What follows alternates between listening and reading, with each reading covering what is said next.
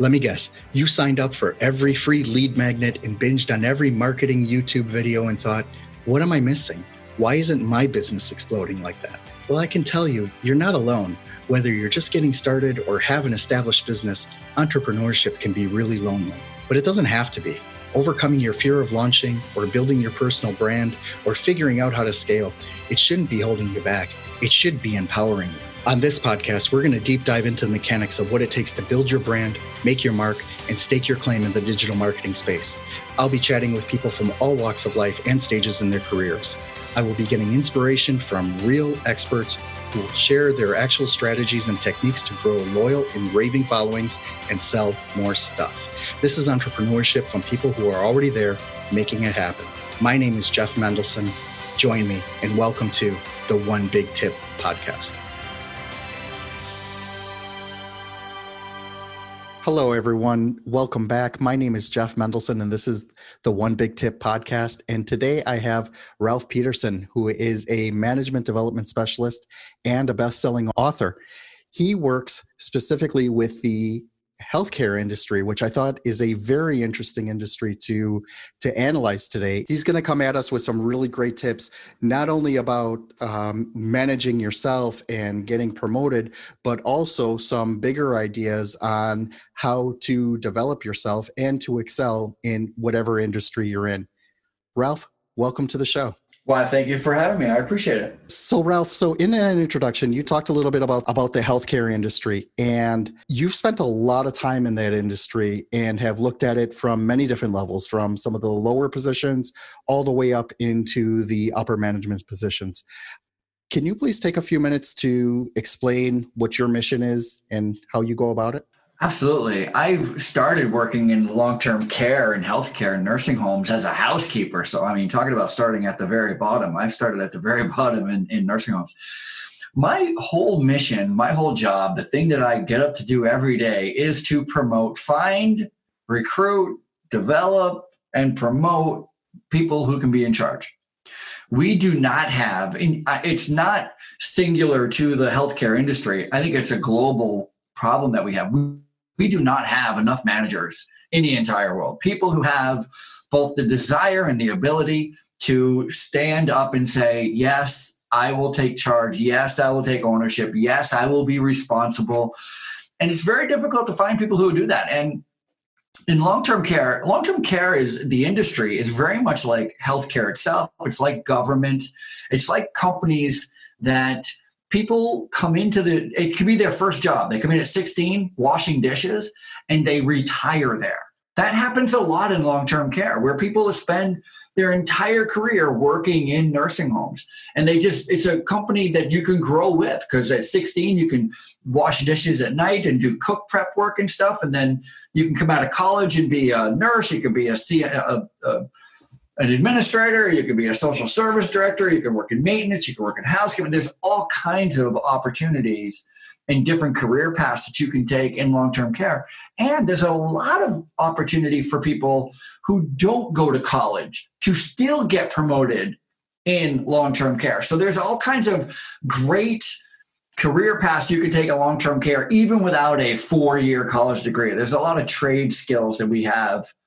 And so I work with a lot of managers they simply come to me as really great, knowledgeable workers. They're great at their job. They're respected by everybody. They're liked by everybody. They have good self-management tools, and we work with them to become effective managers. Part of your mandate then is to find those gems, those people that either start out in the industry or have demonstrated the ability to move up in the ranks. Absolutely. Right? Yeah. Yeah. There's a couple of, and that's actually part of your one big tip, is that you don't that in order to get ahead, right? And this works not only specifically for long-term care facilities or in the healthcare industry in general. This works for anyone who wants to strike out on their own or develop I want to do better mindset, right? And you have a very easy way to describe that, which is what you need to do is train yourself to not need your manager to tell you what to do all the time. Absolutely. Right? And when and if you ever do get the chance, and I hope everybody gets the chance to be in charge, you're going to see how much you absolutely love people who can manage themselves, who do not need to be micromanaged, people who don't need to look over their shoulder every minute. So my tip is, if you want to get ahead, if you want to make more money, you have to stop needing so much oversight. If your job is to do X, Y, and Z, figure out a way to do X, Y, and Z without somebody having to tell you after you do X, oh, now you have to go do Y. Oh, then you have to do Z. If you just move from one transition to the next, to the next, to the next, I cannot tell you how fast you're going to get recognized as somebody that is reliable, self-managed, and dependable, and somebody that we can work on to promote. And promoting is key word for make more money. Okay, so that doesn't always happen, though, in the real world. I mean, let's be honest. I've been in positions, right, where I have seen, at least in my opinion, right, that other people have been promoted above me, right? And I know from my experience that it took me a long time to overcome that. You know, first of all, there's that initial hurt. Why wasn't I promoted above that? But then, you know, like with age and maturity, you know, you start thinking like, maybe he was a better candidate, or maybe she was a better candidate at the time. What qualities would you say that someone like that needs to demonstrate in order to pop up on upper management's radar in order to be promoted or be considered for some kind of promotion? Because sometimes that's not always so apparent, right? And it could be specific to each industry or to each office, but generally what companies are trying to do is promote from within. So they're not necessarily going to go out and promote from the outside. They're going to take what they have and then put money into the best person that they feel that they have at the time. How do they, like, what do you think are the qualities this person needs to demonstrate in order to demonstrate that I am management material? Well, let me hit you with a small statistic that is pretty terrible, but honest. We get it wrong 2/3 of the time. 2/3 of the time, I have two candidates. Candidate one, candidate two. They both work really hard. They've both been here for the same amount of time. They're both reliable and dependable. I only have one management spot. I've got to choose one over the other. 2/3 of the time, I will make the wrong decision. 2/3 of the time. That's a crazy statistic. It is a true statement. 5 million, it is estimated that more than 5 million people are promoted to a leadership position in America every year, either from their first-time management position, you know, the super worker to a supervisor, or you're going from a super worker to an assistant or a front-end supervisor, or any kind of leadership transaction where you're moving up. 2/3, 3.3 million of those candidates will fail in the first 90 days. And that failure is terrible across the board. It's not good for the company. It's not good for the employee. The employee is either being demoted or they're being fired. Now, I want you to pay attention. I want you to or not pay attention, but think about who I'm talking about. I'm talking about the employee that just the other day I was saying, I wish I had 10 of her. If I could have a mimic machine, if I had 10 people like her, I would have no problems. A management position opens up because somebody gets promoted or somebody moves away or somebody takes another position somewhere. So I have to go find somebody to fill that spot. And I'm like, oh my God, I know exactly who I'm going to promote. This girl is so awesome. I wish I had 10 of her. I bring her in. I try to promote her, get her up into the management ranks. 2/3 of the time, what's going to end up happening within 3 months, I'm either going to have to demote her or terminate her. Either way, I am going to lose. I am putting my company and myself in jeopardy of losing, or at the very least demotivating my best employee. It is very challenging to make that transition from super worker to supervisor. So when you say, what characteristics do you look for? There's a bunch. I mean, you could type off things like, I look for people who mean what they say, say what they mean and mean what they say. I've been looking for people who finish what they start. I look for people who are always on time, people who other people look to, other people trust, other people like, because they're going to have to be that kind of a person. I look for somebody who is demonstrating that they have the ability to be better than everybody else. And now, I don't mean that they have magic pants all of a sudden and they're putting on their pants better than everybody else. I simply mean, you know it yourself. If somebody gets promoted above you, they better be better than you. They if they have any time in the past history that they're late or they weren't getting their work done and they get promoted over you and you've never been late, how likely are you to accept that? I mean, you're not gonna. Yeah, I mean, it's interesting in my trajectory, for example. I think you really hit it. It is intensely demotivating, and I remember going through a period, especially after I got my master's degree and I was starting my family, and I was like, I was in these jobs and I would lose out to lesser qualified candidates, and I was like, F this, I'm out of here. Yeah, right. And they lost, and it's interesting because now with LinkedIn and Facebook, people can, your ghost from Jeff's past can come up and pop up and they'll always say like, yeah, remember you were really the top guy. And it's like, well, great. Thank you. But that didn't help at the time. Right. There's another thing that we have to, there's a couple of things that I want to also point out. So the first thing I would say is 7s hire 5s. Have you ever heard that turn of phrase, 7s hire 5s? What that means is so what it means is... No, never. Explain that, please. If I'm a hiring manager, let's say that I'm the one promoting the manager to work under me. And from a scale of 0 to 10, 0 being I really am the worst, most ineffective manager, and 10 being I'm the most effective. Let's say on that scale, I'm a 7. Now, a 7's a pretty good scale. A 7, that means I'm pretty effective. I'm not hitting everything, but I'm hitting more things. I'm more effective than I am less effective. However, I'm so close to that middle, still a 7 is so close to that 5, that there are still some qualities in me that I probably get an attitude about. I'm probably still scared of anybody who may show or exhibit some signs that they're a little better than me, or worse, that the people above me respect them a little better than me. So a 7 would never hire another person who is equal to them. They would never ever hire another 7. They would never hire an 8. A 7 will never hire a 7. They'll hire a 6, a 5, a 4. They'll hire a 5. They'll hire somebody that they can control. So that's a good self-gauge. When you're looking to hire or promote somebody, think about how you're looking at the person, the ideal person. Are you looking at the ideal person as someone who is going to be subjective to you, who you can work with, they won't push back and won't fight with you. Maybe they are not as smart as you, not as educated as you. That is you being a 7 hiring a 5. On the other hand, if you're the type of person who gets over that hump and you're looking for people who are 10 times more educated than you, way more capable than you, and you're like, no, I need you because you know stuff that I couldn't even, it would take me too long to learn. That's an 8 hiring a 9, or a 9 hiring a 10, or a 10 hiring another 10, right? So it may just simply be the person that was promoting and hiring was a 7, and you were probably a 7 or an 8, and there's no chance they're going to put themselves in career suicide. I mean, could you imagine? You've heard it before. I'm not going to hire my replacement.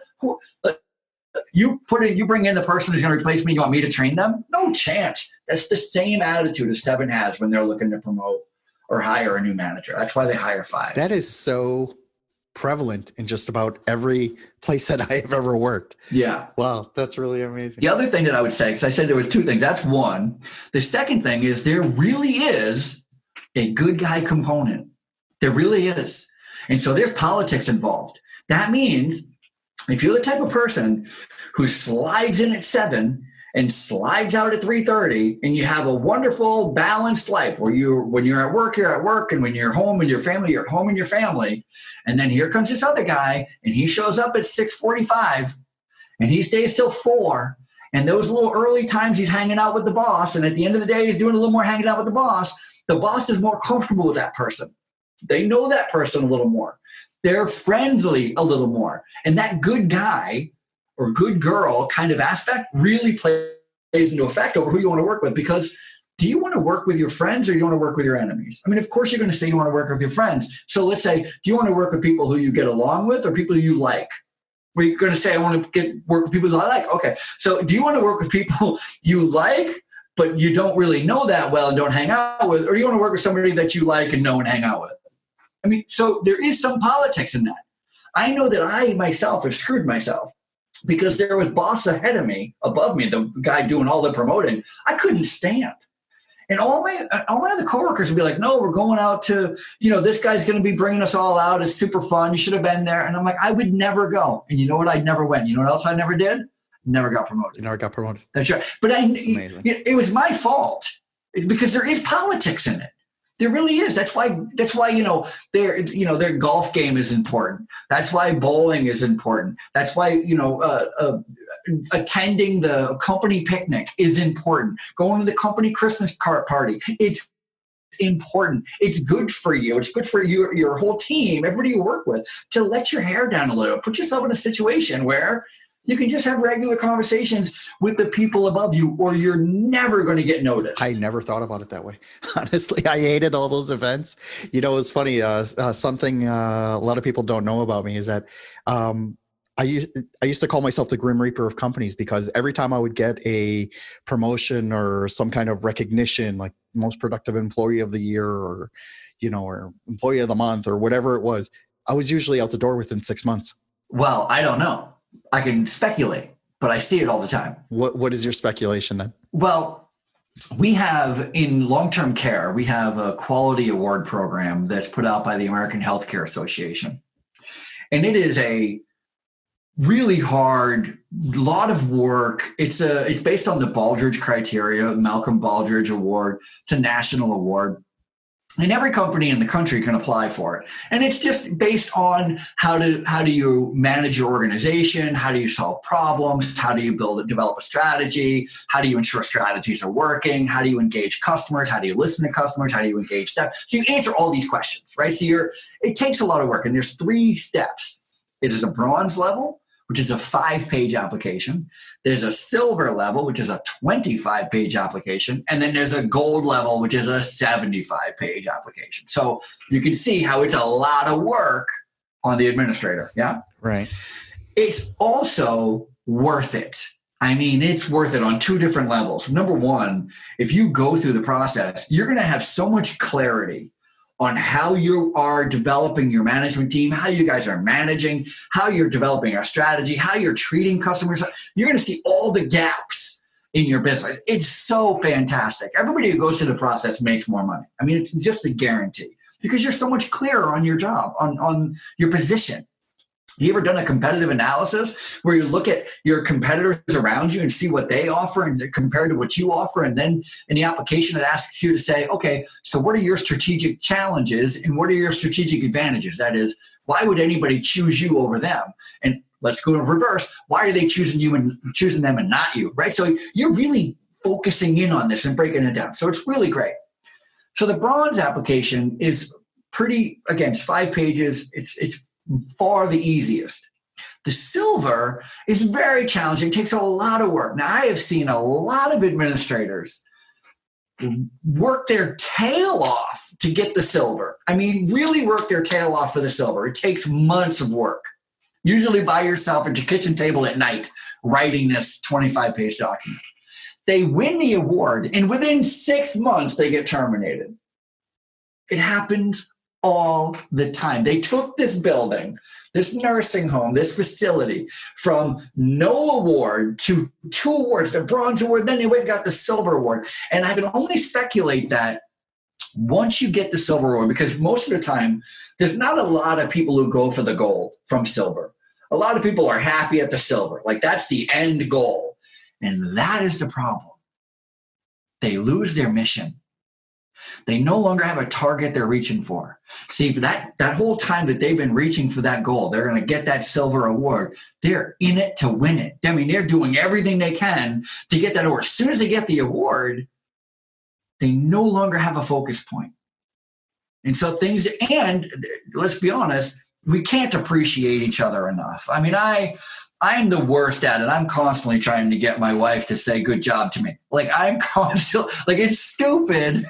I know it's stupid. Like at the end of the day, I'll be raffling off all the things I did. I did this today. I did this today. I did this today. And she'll reach out. She'll go, I apologize. I didn't pat you on the back today. Yeah, good luck with that. Too many people feel so underappreciated. We have a real underappreciation problem in my experience. And it's not because companies and employers don't recognize and appreciate you. It's because employees, and we just simply think, if you don't give me $1 million and show me that kind of appreciation, then, I mean, a pat on the back isn't worth anything to people anymore. A $10 bonus, a coffee card, a pizza party, those used to be considered very nice things. They still are to some of us. But to a most majority, you could never do enough to satisfy. People just lose sight of the this for that. I went over and above for you. I came in early for 2 weeks, so I deserve a raise for the rest of my life. It doesn't, And so I see that all the time. So I see it on both sides. I see one, they lose their mission. And so they kind of drop the ball. They stop doing all the things that were making them so successful. And on the other side, they don't think they're getting they at the end of it, they're like, that's all? I just get a trophy that I can't even take home because it's for the facility that just stays there? That's all. I worked all this hard time for that. Nobody even cares because the next day the census is down, the budget's due. I'm getting yelled at because there was too much overtime. And I mean, overtime. You're yelling at me because I had 10 hours of overtime. I just won you an award. Exactly. I've seen that so many times. And what all that reminds me of? There are these demotivational posters that are the exact same as the motivational posters, but they're just demotivating. And you read some of them and you're like, oh my God, that is so true. It's amazing. Ralph, that was some really amazing advice. Thank you very much for that. Can you please take a moment to tell everyone where they can reach you if they want to learn more about what it is that you do and to contact you? Sure, absolutely. It's easy. It's ralphpeterson.com. You can get everything from there. You can get all social media, email, phone numbers, address, you name it. You want to find out what I do and how I do and if what I do works for you, it's all at ralphpeterson.com. But if you were to give me just a minute to pontificate a little bit, I really would like to just put it out there that I'm sincere when I say that we really, really, really need people to step into a leadership position. Even though there is a very high attrition rate, even though 2/3 of all first-time managers fail within the first 90 days, it doesn't mean you fail for life. I lost my first management job when I was 16 years old in 8 minutes. 8 minutes it took me from getting promoted to getting fired. That's crazy. In 8 minutes. And because I was naive. I was naive. I didn't know what leadership was. I didn't know what it meant. I thought it was that I'm now all of a sudden God and everybody has to do exactly what I say and they won't even question it. Well, that's not even close to what it is, right? Leadership is really all about serving. So serving your staff, serving your community, serving.